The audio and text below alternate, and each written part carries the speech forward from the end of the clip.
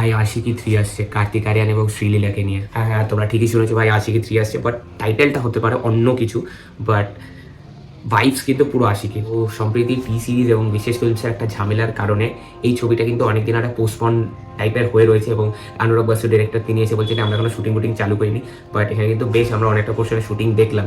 মানে শ্রীলীলা এবং কার্তিক আরিয়ানের কিছু ইন্টেন্স সিন দেখলাম, মানে কাঁধে মাথায় হাত থেকে বোঝা সেই সিনটা কিন্তু খুব দারুণভাবে লাগছে। এবং কিছু কনসার্টের সিনও দেখলাম এই টিজারটার ভেতরে। এবং সব থেকে বিশাল মিশ্রার গলাতে তু মেরি আশিকি হ্যাঁ, এই গানটা দারুণভাবে প্লেস করেছে। দেখো কুমার শানু যখন গানটা গেছিলো সেটা একটা legend, Kumar Sanu is a legend, সেইটা একটা আলাদা ব্যাপার। কিন্তু আজকের জেনারেশনের জন্য যখন একটা গানকে রিপ অফ করা হচ্ছে, তো সেটা কিন্তু বিশাল মিশ্রা বেশ ভালোভাবে কোপ আপ করতে পেরেছে। এটা যদি আশিকি নাম না হয় তাহলে কী নাম হবে সেটা কিন্তু এখানে এখনো জানায়নি। এবং এই ছবিটা আসছে দিওয়ালি 2025-এ।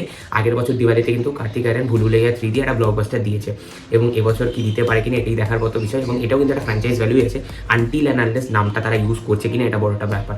কিন্তু যেহেতু টি সিরিজের কাছে গানের মিউজিক রাইটস গ্রুপটা রয়েছে, সেই কারণে তারা গানগুলোকে ইউজ করতে পারে, এবং সেটাই আমরা দেখতে পেলাম টিজারটার মধ্যে।